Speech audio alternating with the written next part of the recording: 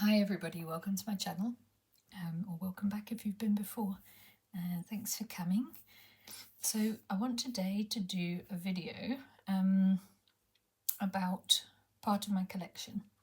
So basically, like last year, 2025, I started collecting historical decks, and I decided I wanted to build a small library of historical decks to represent the kind of timeline of tarot development, because I'm interested in making decks and I'm interested in the historical meanings and how the archetypes have developed, and all of those things. So I wanted to have a set of decks to reference, and then I also got into collecting them, and then I bought some ones that I didn't need and but that I really like. So now I've got a small collection of historical tarot. So I'd say I've got actually a spreadsheet which I've made.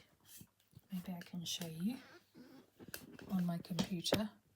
And it's got a list of all of the decks that I've got. And that's the library. That's like the historical library of decks that I've collected. Oh. So I've got about 30 historical decks, maybe a little bit more. And some of them are handmade, some are hand printed, but I've collected quite a few, and I've picked some up secondhand, and I've paid for some from indie developers, indie decks, and I've also picked up a few mass market ones to kind of fill out the historical timeline. So I'm going to start, and we're looking at somewhere around the year 1400, and I'm going to go right through to around 1860. So that's kind of the time period that I'm looking at. So prior to things like the Eudes Picard and the Rider-Waite-Smith. So before those decks came out, and I'm looking at the historical decks that weren't necessarily developed for cartomancy, but perhaps they were used for divination and cartomancy as they developed. But yeah, anyway, that's what I'm starting with. So the first deck is this little deck by Ian Camsey, and he's from the UK. That's his website there, Northern Displayers. And this is a little deck called the Inglewood Hunting Deck, and it's not a facsimile. It's based on he's called it the medieval luxury pattern. So there was a few decks, and I think so it says, in the early days of playing cards in Europe, there was experimentation with suits. 3 sets of luxury hand-painted playing cards survive, with suits based around the medieval hunt. So the Inglewood Hunting Deck is inspired by Stuttgart and Ambras hunting decks from 15th century Germany. And I think I saw on his website that they might have been early 15th century. So he's done it all in, this is my little key for the cards. So I've developed kind of a divinatory system for the suits, but he's done it all in watercolours, and this, it's his interpretation and reproduction of a combination of those 2 suits, and it is absolutely beautiful. So yeah, this is one of the earliest sort of historical decks, although it's not actually a historical deck, it's an interpretation of a historical deck.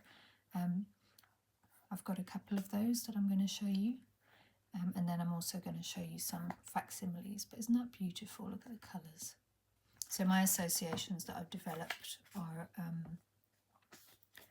the suits, so deer as the fire element, batons or clubs, hounds as cups, so the water element, hawks as, there's the deer, there's the hawks as the air element, which I think makes sense, and then pheasants there as the earth element. And yeah, I've developed a basic kind of numerological system so I can read with them. So that is, I think, a really beautiful deck. There are a few different luxury decks. You can buy some. There's another website in the UK that sells, I think there's one based on like printing tools and yeah, anyway, they're really, really cool. Then we've got, of course, the Visconti. This is a Visconti di Modroni from Milan, and the date's 1442 to 1447. And this is a kind of compilation, and some of the cards have been recreated because some were missing. And this is by Lo Scarabeo. I'm sure a lot of you are familiar with it. Oh, excuse me. And yeah, I mean, I got this purely for the collector kind of status of it, but it's an absolutely beautiful deck. I haven't actually read with it yet, but I do plan to try it out. But obviously it's got all this beautiful gold foiling, and some of these images, not all of them, but some of them are facsimile of an ancient historical tarot. So that one says, the 80 triumphs of the ancient Visconti di Modroni tarot have been digitally restored with original gold and silver engravings. This is also called the Visconti and Carriere. It's one of 3 surviving hand-painted tarots with Visconti heraldic features. And only 11 triumphs, 17 court cards and 31 numeral cards survive from the ancient deck, so the others have been recreated. The originals are held in the collection of the Yale University Library, and yeah, the digital restoration completes the deck to 89 cards because there's extra court cards. And yeah, I just think it's absolutely beautiful. Look at that. So I'm not going to go into all the details now of which cards are original and which aren't, but I think the death card was recreated. A lot of the courts were originals, but I also really love the pips in this. They're just basically just shiny. And I do love a bit of shiny stuff in my decks. I love the coins suit. Look at that.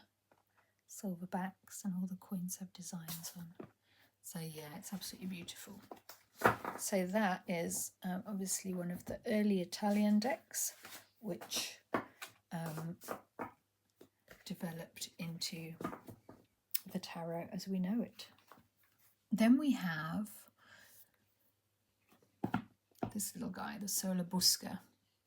So also Italian, and this has 78 cards. It's a complete deck, I think. The earliest complete tarot that we have in existence, but it's very different than other tarot systems. So it doesn't have the same kind of triumphs and courts and so on. And it's a whole, it's a whole study on its own. Let's see if there's something quick. This previous deck, previously belonging to Marchesa Busca, was acquired by the Italian Ministry for Cultural Resources in 2009. It's a deck of 78 cards, illustrated in an antique style. There's a difference between the triumphs of this deck and the canonical figures, in that apart from the Matto Fool, which was drawn according to a common iconography of the time, the remaining triumphs represent famous personalities from ancient Rome and biblical times. So it is very, very different. I don't know if we can find Il Matto. I think I've shuffled it. And I developed a bit of a system here as well, like a little booklet. And I got the meanings from 2 different sources, so I could potentially read with it, but to be honest, I haven't tried. It's interesting for me as a historical deck, but I don't necessarily particularly find the imagery attractive, so I haven't drawn with this. There's some quite harsh images, you know, people with severed heads and stuff, which isn't really my style. Oh, there's my name, nearly, Ellen. But yeah, for interest, this is really, really fascinating, and there is some understanding that Pixie Pamela Coleman Smith based some of her images for the Rider-Waite-Smith on some of the images in this deck. You can see there are all these kind of, some of the people, they don't know who they are, but some of the people are famous figures. Yeah, there's like the heart with 3 swords and those kinds of images that Pamela Coleman Smith used later for the Rider-Waite-Smith. So that is a very interesting little deck, even if I don't use it for reading. This is the Mamluk playing cards, and this set is by Ulrich somebody. Has it got it on the back? No. And the Mamluk deck cards are actually older. I'll put on the screen when they started, when the ranges of when they were used. So they're older than even the decks that I've shown you so far. And yeah, they're seen as the link between China and Europe. So they're commonly accepted to be the link between earlier cards from Asia, like from China, and then the development of playing cards in Europe. And they're named after their origin in the Mamluk Sultanate in Egypt.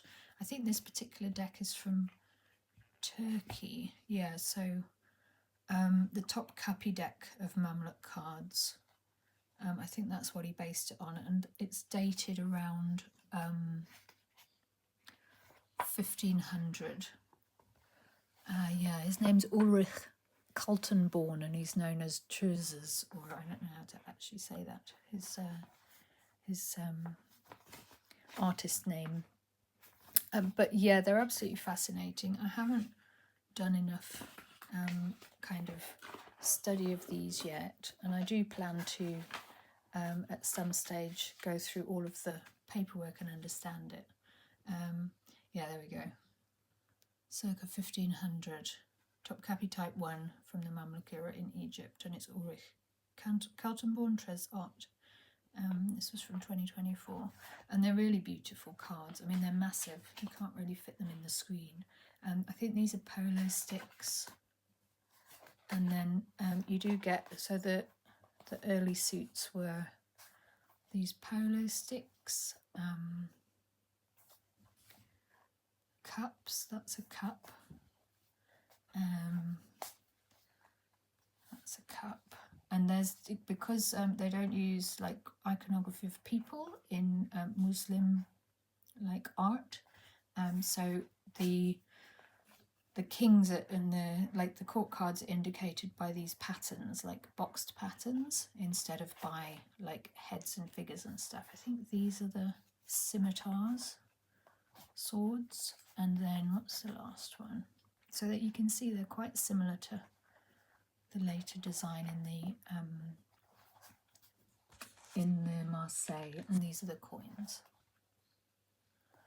So you can see the links across, but yeah, these didn't have any figures in because of the restrictions on iconography in Muslim art. So, but they're absolutely beautiful. I mean, the patterning is just gorgeous, isn't it?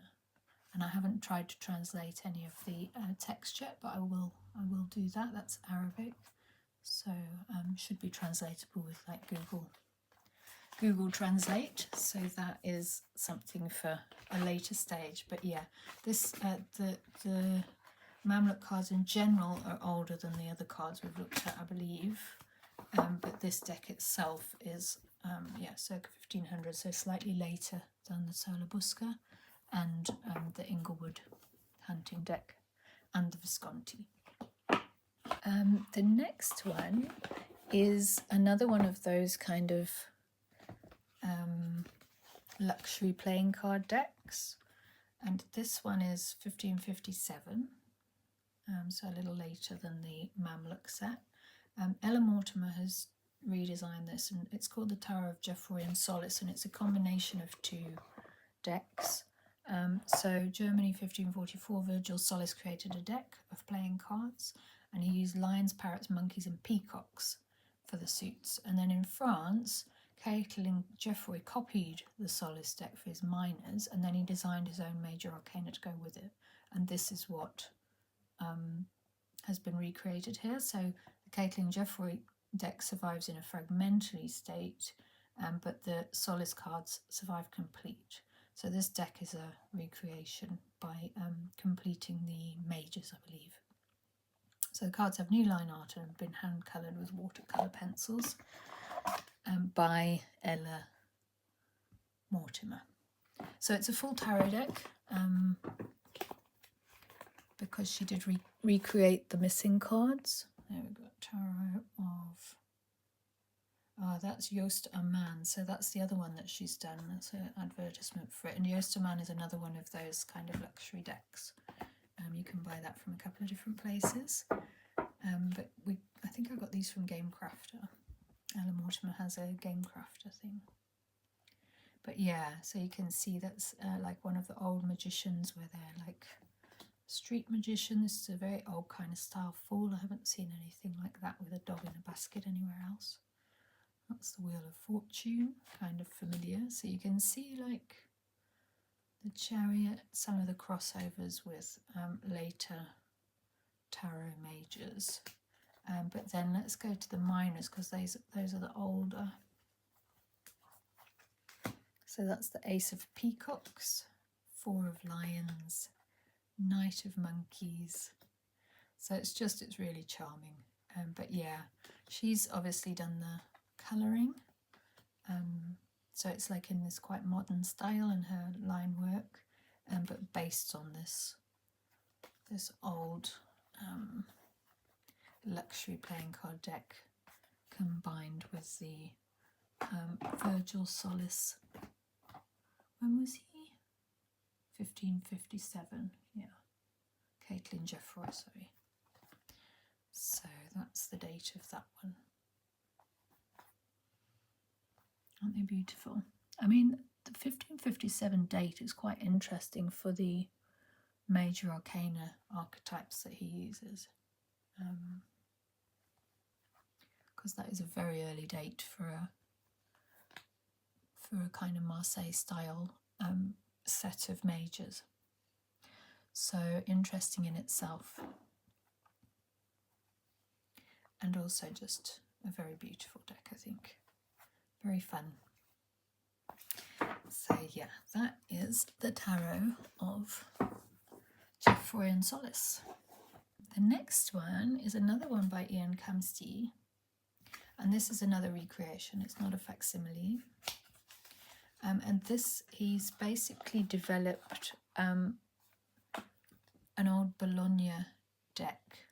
And he's done it in such a beautiful way. So really this is a modern Marseille style, or Italian rather. It's a modern Italian deck, modern Bologna deck.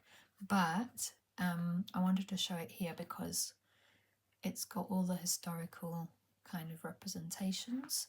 And he's got this little card comes with it. So on that side you have the Marseille order.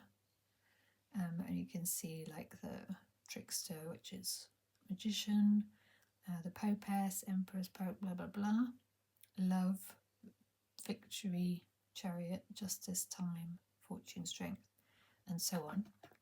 The Bologna order is the trickster, popess, empress, emperor, and pope, but they're all equal in terms of the status. Love, victory, and then temperance comes in 7th, which is interesting. The virtue. So temperance, justice, strength, the 3 virtues, and then fortune, time, and so on. Time being the hermit later. So yeah, so he's done this deck so it can follow either a Marseille or a earlier Italian kind of pattern. And so for the, is she the sun or the moon? I can't remember. So she's the spinner. So it's got these kind of old associations as well, the older imagery. And I love the spinner card. And they're really simple. I have to say the cardstock's absolutely amazing. But he's done these beautiful designs. Yeah, so it's like a pre-Marseille lovers without the third person. Chariot. Ah, there's the moon. So that is the sun with the spinner. I think this is the moon with the astrologers. And then, so what would the star be?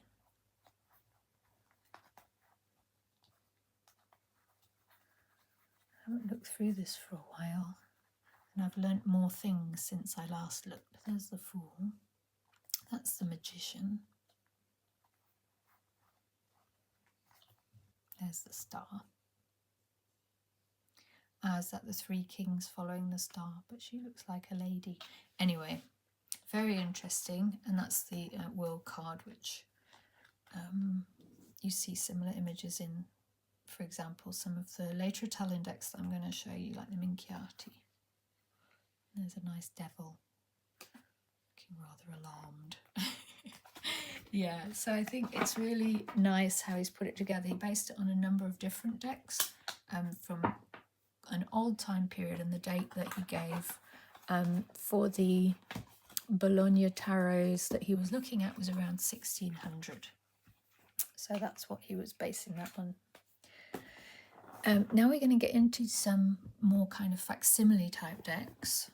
So here we've got, this is a new deck that's mass market, but it's by Stav Appel and Florent Giraud of Tarograph did the cards. And this is the Noblet. So the Noblet is dated around 1650.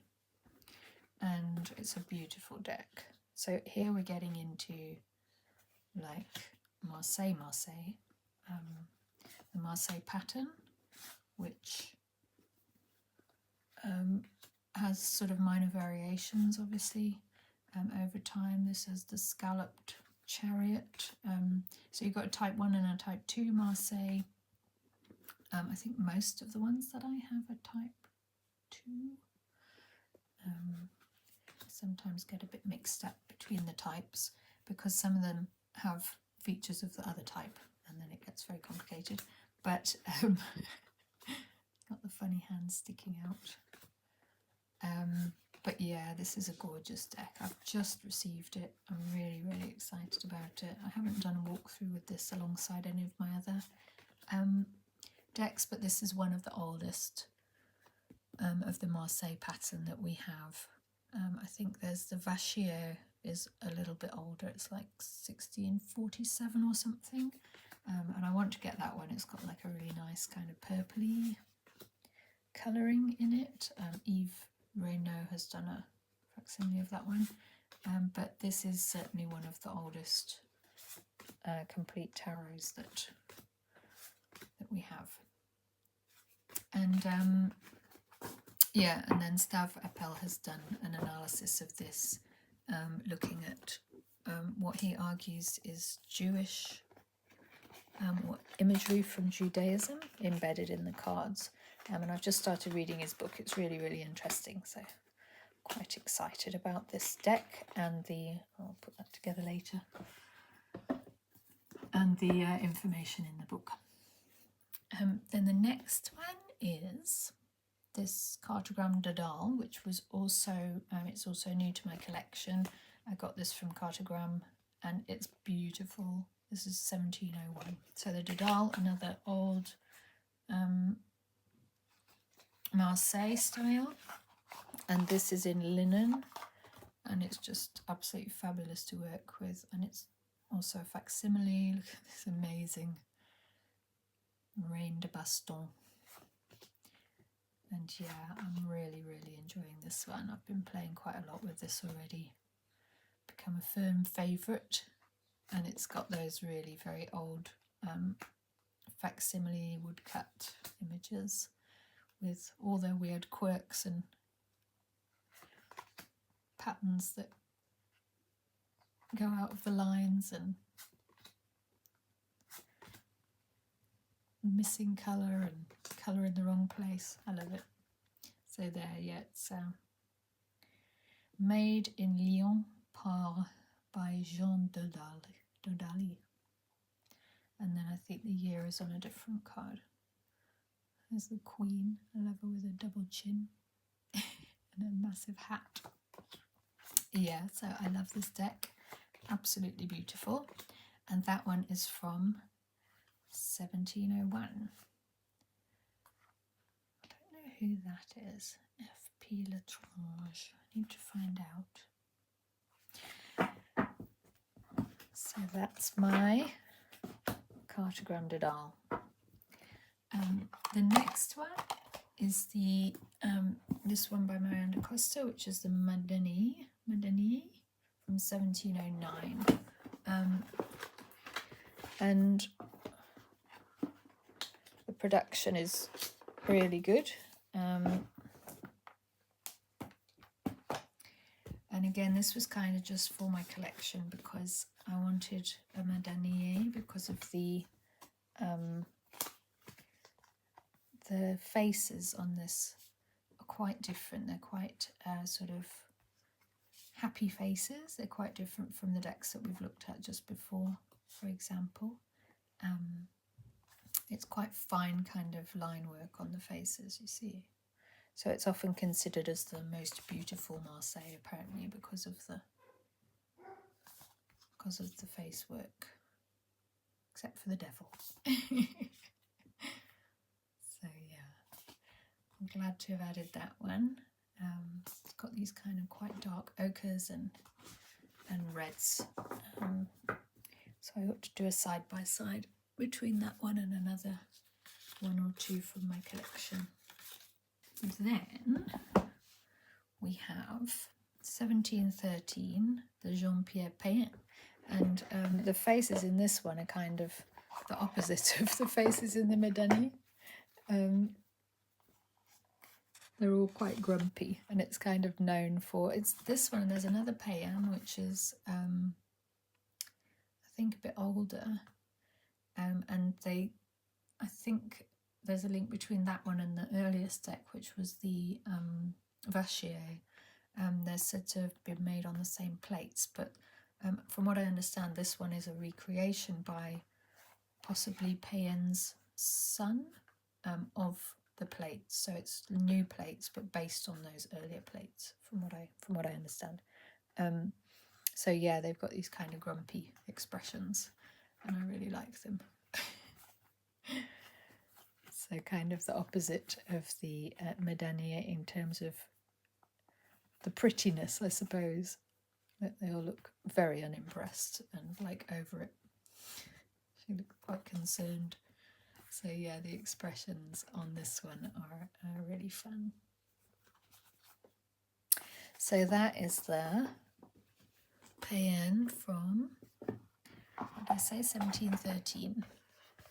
And that's by Yves Renaud. Did the reproduction of that one. Where is it? There.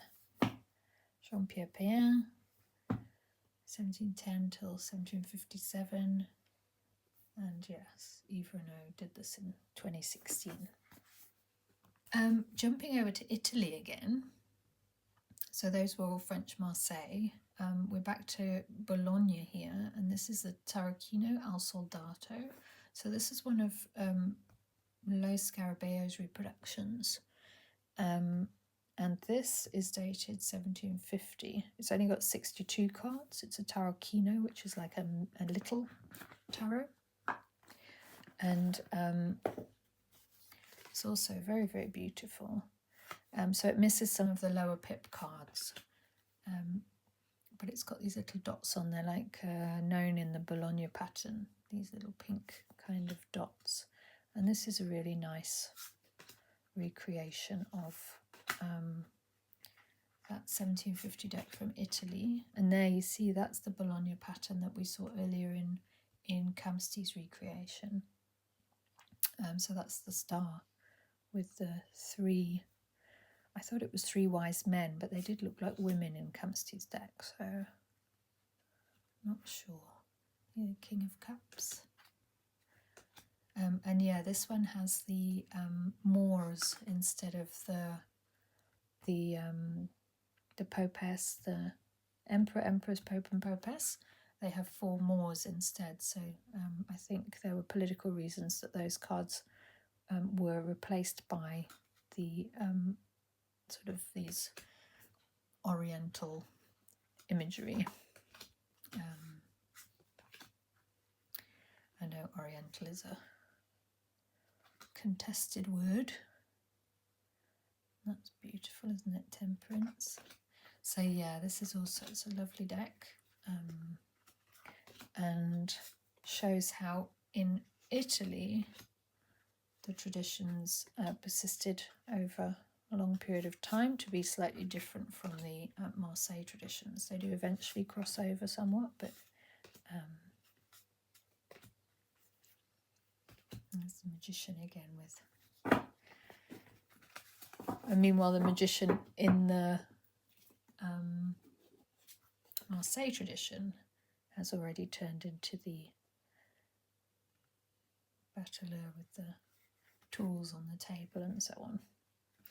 So I need to do like a good cross comparison between these at some point.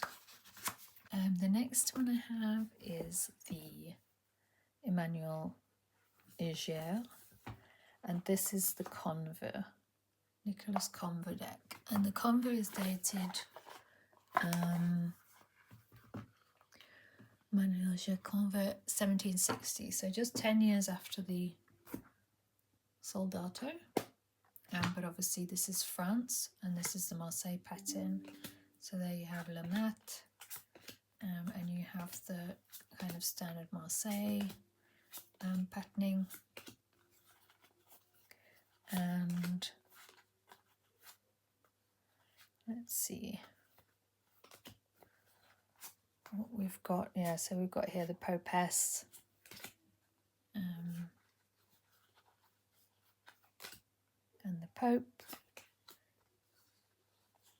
in the more familiar Marseille style.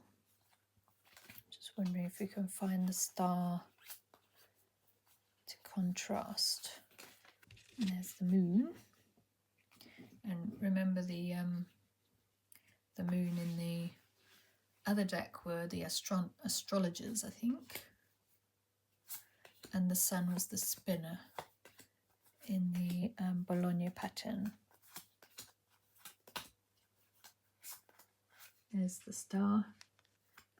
So we have Our Lady with the jugs, and the jugs and the jugs. And there's the sun with the 2 in front of the wall. 2 children, I suppose, in front of the wall. So yeah. So same time, 2 different traditions running alongside each other, basically, in the same time period. Okay, so I've done a bit of organising and tidying up. So the next deck that I'm going to show you is, I still kept the plastic on it because this is like a thingy, vintage. This is a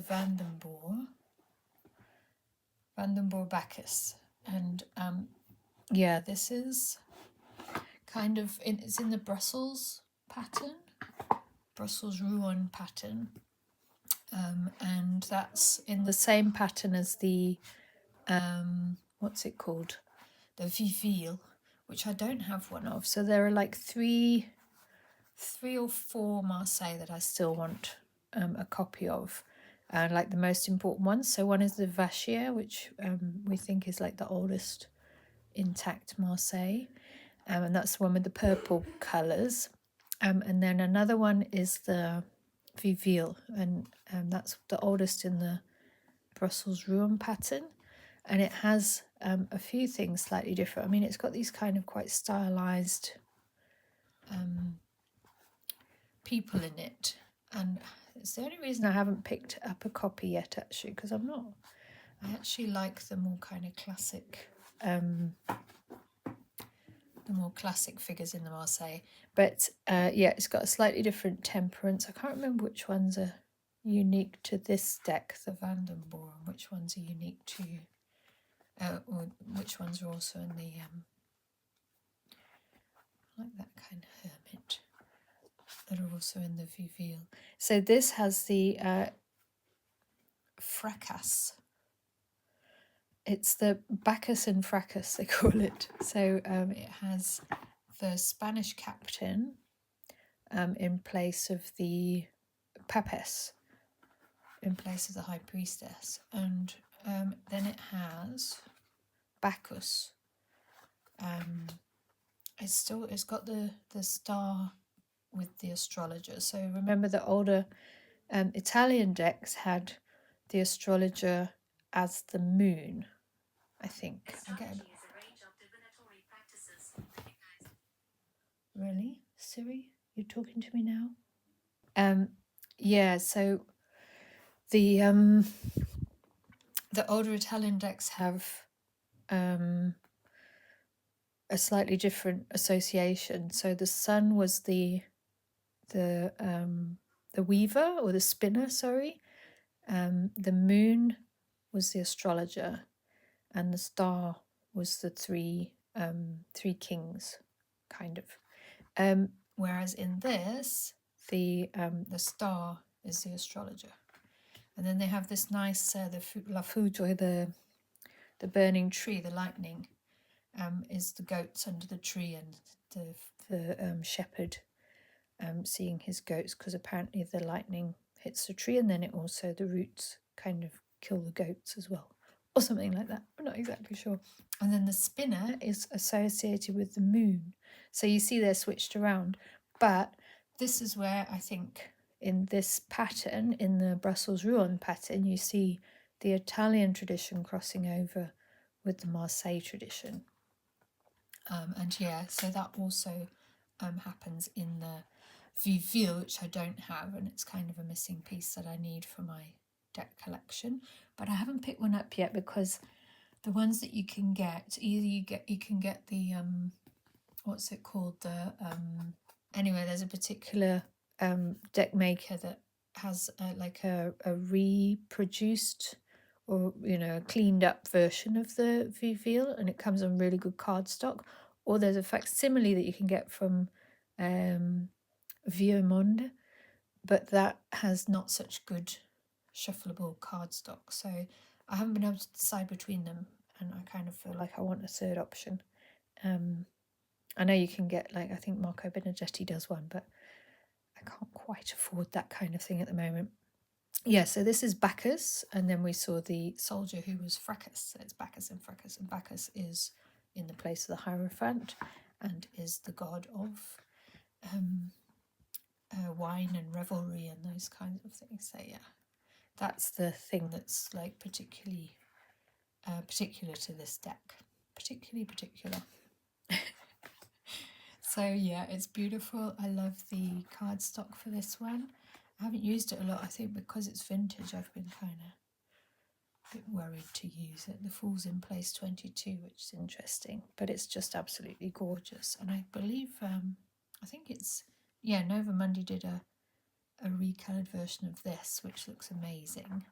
And it's on Make Playing Cards cardstock, so obviously that'd be really nice as well. But I haven't made a Make Playing Cards order for a while. But anyway, so that is the Bacchus, and it is from, what's the year for that one? 1780. So we're getting further along in tarot history. Yeah, the Vivial is a lot older again, and I can't remember the year, but I'll put it up on the screen, so you can see the year that, there's definite crossovers between the Marseille pattern and the Italian decks, in terms of sort of a mixing of the iconography, mixing of the archetypes. And then, okay, so the next one is actually, in terms of historical progression, the Atea deck comes next, and Atea was the first esoteric interpretation of the tarot. So Italian came up with a divinatory system and mapped it onto the tarot, and so you have meanings for the cards. It's in a different order than a traditional tarot, but it has a majority of the same cards. So yeah, he's got something like the Four of Swords being solitude. My French isn't good enough to translate everything off the cuff, but I have done a couple of walkthroughs of this, I think, in other videos. But yeah, I mean, it's an amazing deck, and obviously now it's not woodcuts anymore. It's what's it called? Metal engravings, I think. Or yeah, I think it's metal engravings by this stage. So yeah, you have these beautiful images. Traitor is the hermit, so quite a different meaning. It's death, judgment. So as I say, a lot of, but the magician is malady, I think, sickness. And then there's the devil, it's force majeure. There's the lovers. So yeah, you see a lot of similar stuff, but as I say, this was the first kind of esoteric mapping onto the cards, and that takes, I think he was mainly influenced by, I actually don't know, was he more influenced by Marseille imagery or by Italian imagery? I mean, you can see, you know, there's the star and the moon. There's the lobster and the dogs and the pillars and the moon. But just a slightly different interpretation. And there's, I guess, the sun with the wall behind and the two children. You know, so it's same but different. It's quite interesting. And this is the Atea card, which is like a special card. It's the querent. So that's the male querent, and then there's another card which is the female querent. There's the Fool. Yeah, so very interesting how Atea, I mean, he was French, so presumably heavily influenced by the Marseille, but how he fits into the whole progression of the tarot history. He's quite early, you know.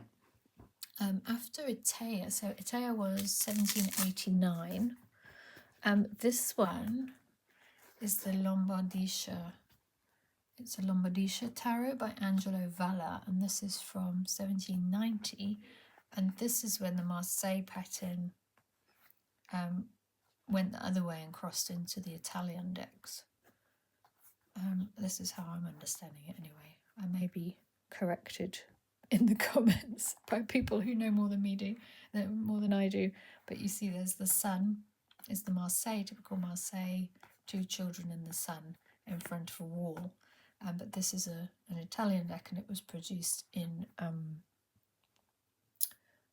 Trieste. And there's the world is also in the Marseille pattern. So yeah, this is when the Marseille pattern pushed into the Italian style decks.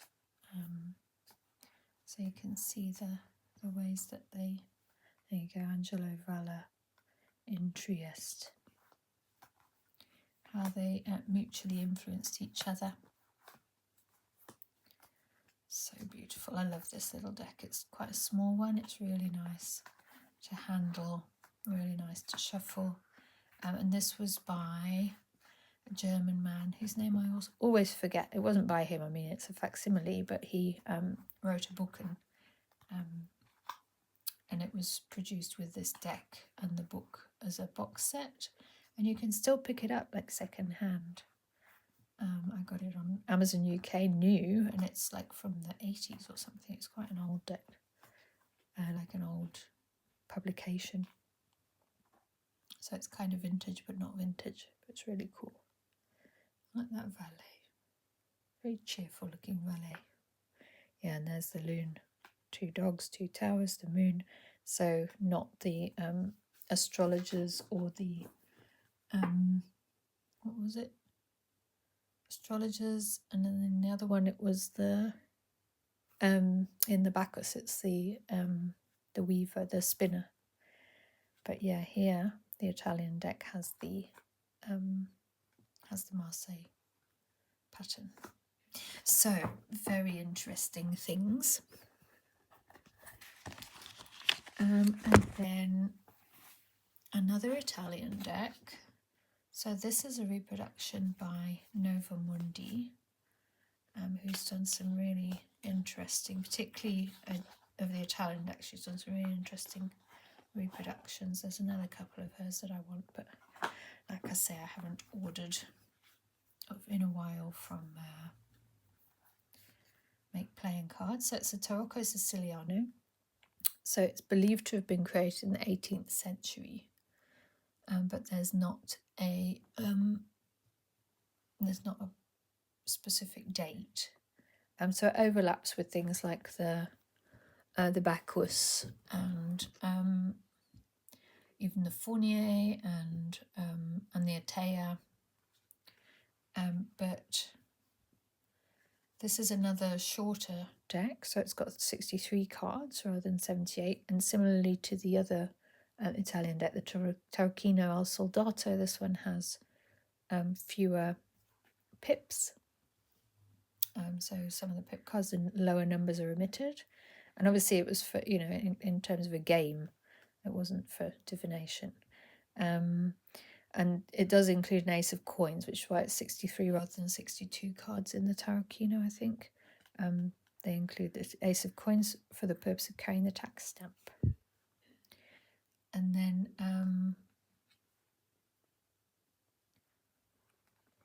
Nova has duplicated this in 2024, and it's really lovely and quite simple, but again it has some unique features that so Father Time is carrying an oil lamp, for example, and this is the moon, so again very different from the other moons that we've just seen.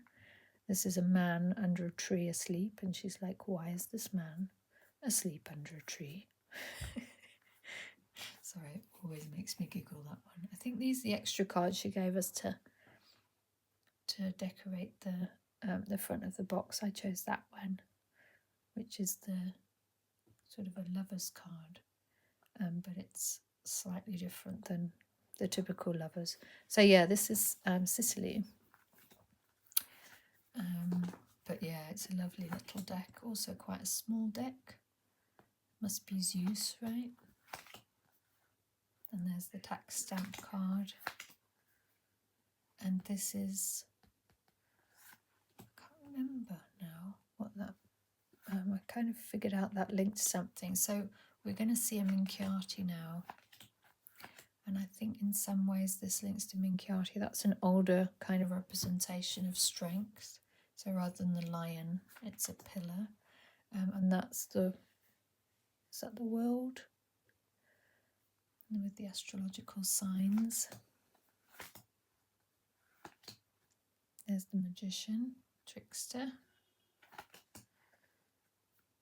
temperance. So obviously a lot of familiar ones, but then yeah, the tower is different as well. It's just a tower rather than lightning or any of those other associations. The house of the devil was the other, or the house of God. Yeah, there's the moon. And that's the star. So again, we had the astronomers, we had the 3 kings, but this one is a man on a horse holding the star. So yeah, again, a different pattern, and this one being the Sicily deck. The Tarocchino Siciliano, is it? Yeah, I know, Tarocco Siciliano, but it's very pretty. I like it. And I like the pattern that she's done around the edge of the cards. I've always wanted one of those decks from Marco Benedetti with the folded over edges. I'll probably get one day but he had that really nice version of the, what's it called? The Rosenwald, and his version has folded over edges with this kind of diamond pattern on, and it's absolutely gorgeous.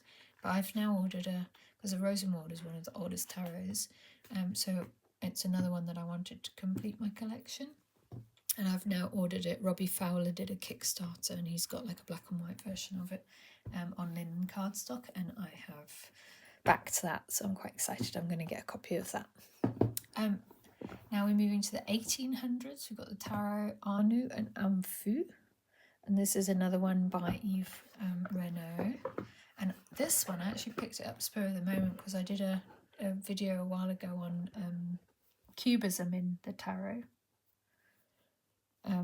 Actually, kind of how what's his name, Pablo Picasso might have been influenced by the tarot. And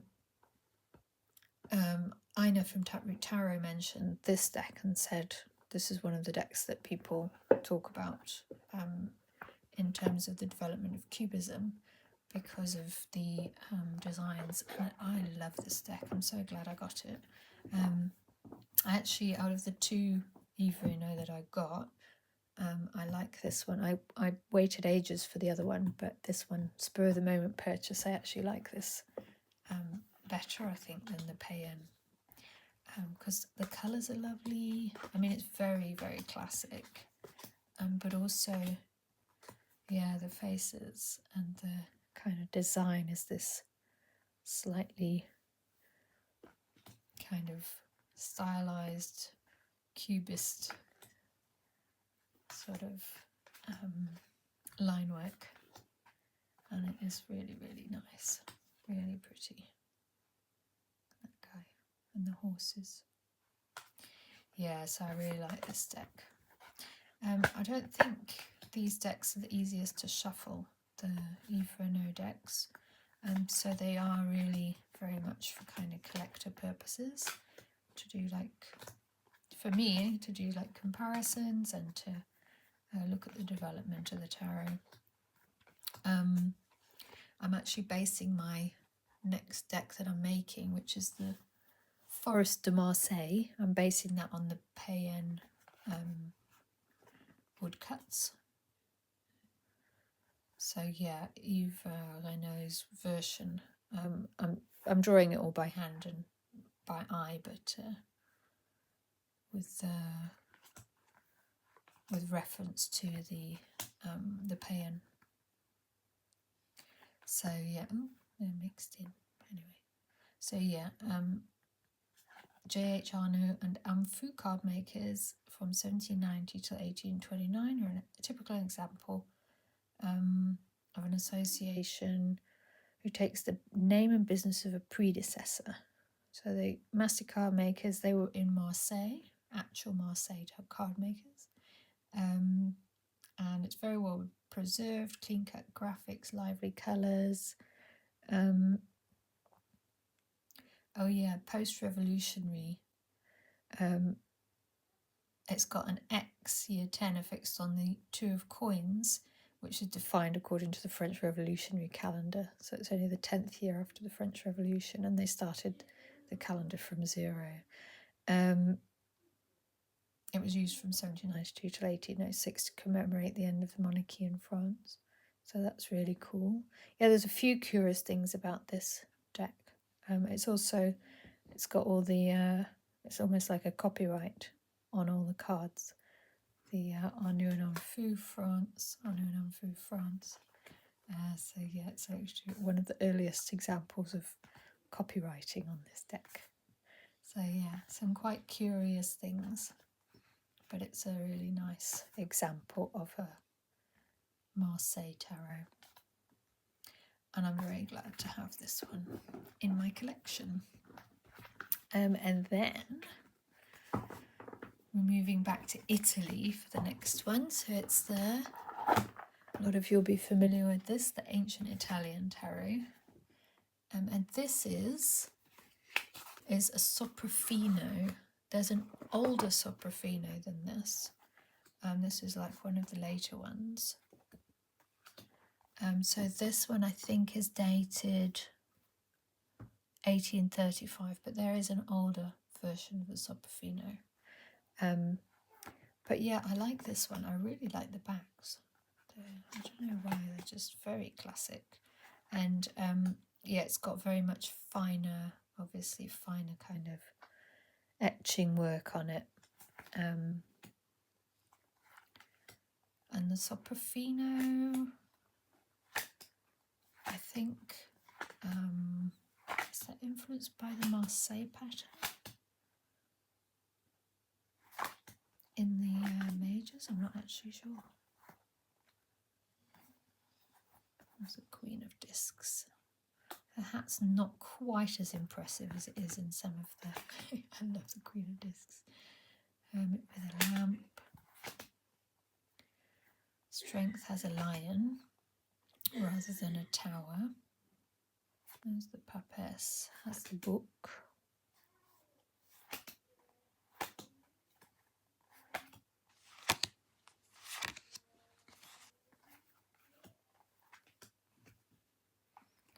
Temperance has wings. The tower is the tower with lightning. And this is very like a Teia, isn't it? With the lobster on a plate. The two dogs, the towers, like the two towers from The Hobbit. Not The Hobbit, the Lord of the Rings. And this is the Marseille world. I mean, I'm calling it the Marseille world. I associate it with the Marseille pattern. And there are different worlds that they used in some of the old Italian decks. But I don't know at what stage that particular version of the world developed. And there's three, see, like the Marseille pattern, three people in the lovers. You know, so it does feel more like the Marseille tarot pattern than the older Italian tarot patterns. There's the Pope.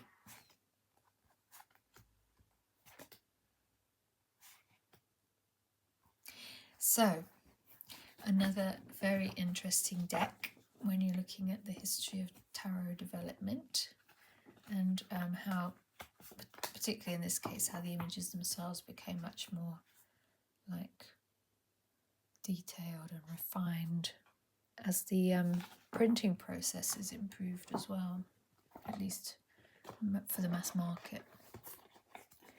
And then I've only got two more left. So one is another Italian deck, but I'm going to first show you the last Marseille that I'm going to show you today. And this is the one that Eliphas Levi wrote his notes on. So this was by Suzanne Bernardine, and it's undated, but it was somewhere between 1800 and 1850, and then Levi annotated it somewhere also around 1850. So that's not one of her cards. That's Levi drew it himself. I think that's also one of Levi's. But this is the not with the scribbles and everything, but the basic Marseille underneath is by Suzanne Bernardine, and it's a really beautiful version of the Marseille as well. It's one of Levi's. Ooh, there's thunder outside. So yeah, that is a lovely Marseille, and obviously Marco Benedetti's printing, and the cardstock is just absolutely gorgeous. So that's a real favourite of mine in terms of my Marseille collection, and one of the later ones as well. And you can see, you know, the printing is very good, and less sort of as a facsimile, less you know, it stays inside the lines a lot more, and the colouring's kind of clearer, and the lines are clearer than in some of the very old facsimiles that we've seen, like the Dodal and the Noblet. That's one of Levy's cards. See, that's the world, and this is more of a older Italian version. So interesting stuff. Maybe one day I'm going to understand how they all relate to each other. And then the final one is a Minchiati, which is also an Italian deck. And this is one of the examples. So this is 1860. So, you know, a little less than 200 years ago.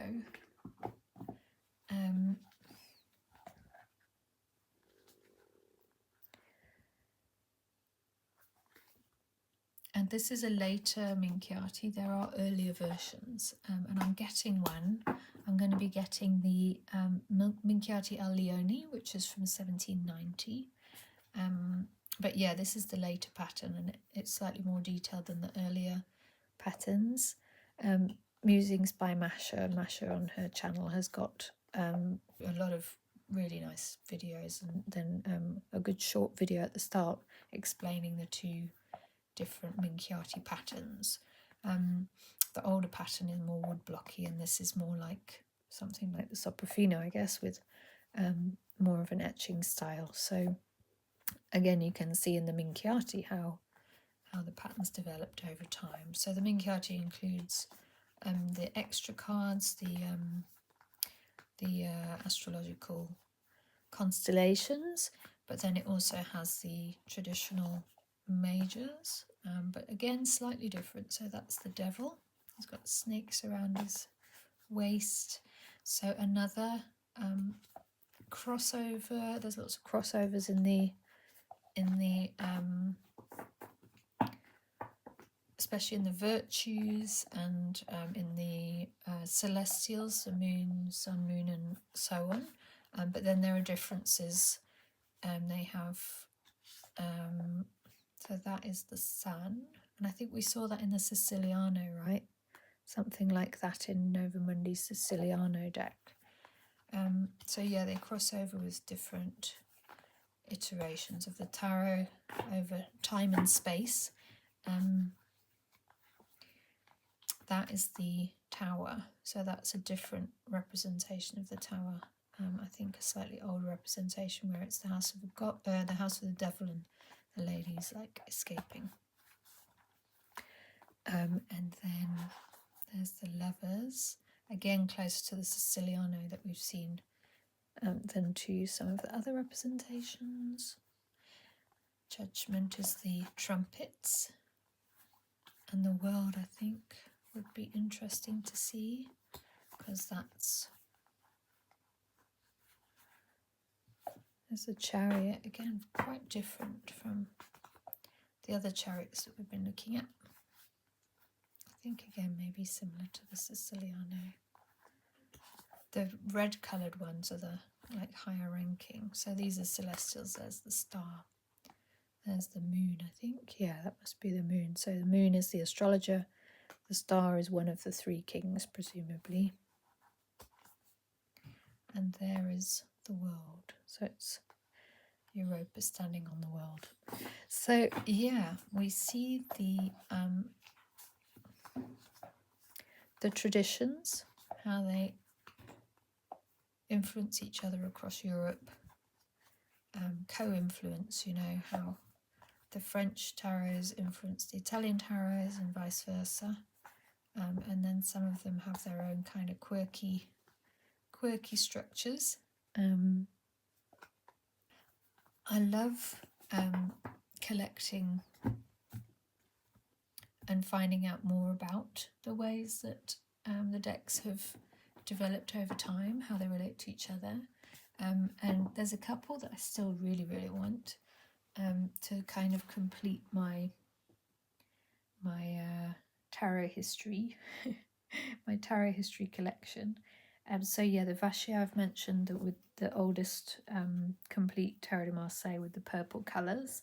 So Yves Renaud does that one. The Vivi, I want that one because that's the earliest in the Brussels-Rouen pattern.